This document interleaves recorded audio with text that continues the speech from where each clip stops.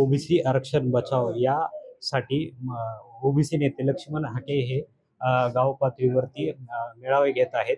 सध्या माझ्यासोबत ओबीसी नेते लक्ष्मण हाके आहेत. सर, दोन समाज आज आरक्षणासाठी ओबीसीतले रस्त्यावरती उतरले, तुमची भूमिका काय? दोन समाज म्हणजे बंजारा आणि धनगर. बघा, ही एसटीची खूप पिढ्यानपिढ्याची मागणी आहे. जर त्यांना मिळालं तर आम्हाला आनंदच आहे. आणि शासन असं करतंय का? मराठा समाजाला गॅजेटियरच्या बाबतीत एक न्याय आणि बंजारा किंवा इतर कुठल्या जातींना वेगळा न्याय असं करू शकत नाही. त्यांना मिळावं, त्यांच्या मागणीला आमचा सपोर्ट असेल. पण आता आज रोजी आपल्या ताटातलं आरक्षण वाचवणं ही प्रायोरिटी असली पाहिजे. या भावनेनं लक्ष्मण हाके रस्त्यावर उतरलेला आहे आणि गावगाड्यातल्या 18 पगड जातीच्या माणसांना बरोबर घेऊन त्यांची झोपडी वाचवणं हे लक्ष्मण हाकेची प्रायोरिटी आहे. कारण मी स्टेट बॅकवर्ड कमिशनचा एक्स मेंबर आहे. मला आरक्षण कसं दिलं जातं, कुणाला दिलं जातं, केव्हा दिलं जातं, त्याचे निकष काय असतात, या सगळ्या गोष्टीची मला कल्पना आहे. त्यामुळं भ्रामक आणि अवास्तव अशा पद्धतीचं इथं काही चालत नाही संविधानासमोर. त्यामुळं आम्ही सगळ्या लोकांनी एकत्रित येऊन आपलं हे झोपडं वाचवणं आवश्यक आहे असं मला आज रोजी वाटतं. दुसरीकडे गोपीचंद पडळकर असं म्हणतात की जयंत पाटील ही राजाराम बापूची औलाद नाही. याकडे कसं बघता? नाही, या वक्तव्यावर मला बोलण्याची अजिबात इच्छा नाही. तो वैयक्तिक प्रश्न आहे. ते काय बोलले, कसे बोलले, त्यावर मी व्यक्त होणार नाही.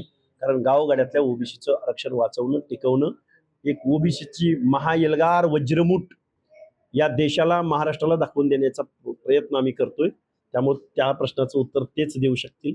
त्याच्यावर मी बोलणं आता आज रोजी एक कार्यकर्ता म्हणून मला योग्य वाटत नाही. आझाद मैदानावर जरांगे पाटलांनी जे आंदोलन केलं, त्या आंदोलनामध्ये कुठेतरी समाजाची दिशाभूल केली असा आरोप मराठा क्रांती मोर्चाने केला. याकडे कसं? मराठा क्रांती मोर्चाच ओबीसींची दिशाभूल करतोय.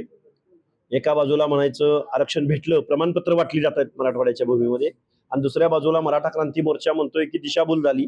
मला वाटतंय ओबीसींना गाफील ठेवण्याचा हा कुटील प्रयत्न आहे, कुटील डाव आहे.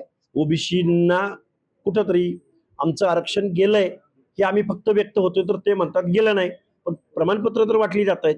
त्यामुळे ओबीसींना गाफील ठेवायचं आणि ओबीसी मध्ये फूट पाडण्याचा प्रयत्न त्यांच्याकडून होतोय. दुसरीकडे काल मंत्री छगन भुजबळ यांनी असं म्हटलं की जरांगे पाटलाचं जे आंतरगिरी सराटीमध्ये आंदोलन होतं, यामध्ये कुठेतरी शरद पवारांच्या राष्ट्रवादीच्या आमदाराचा समावेश आहे. या विधानाकडे लक्ष्मण हाके पहिल्या दिवसापासून सांगतोय.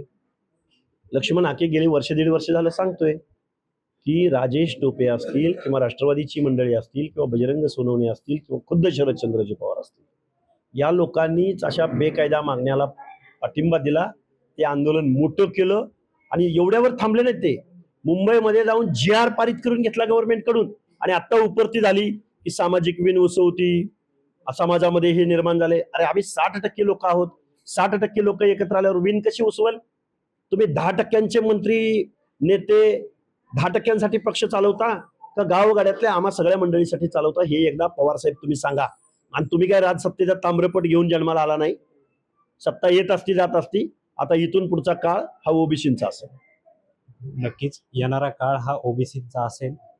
NDTV मराठीसाठी मी आकाश सावंत, बीड.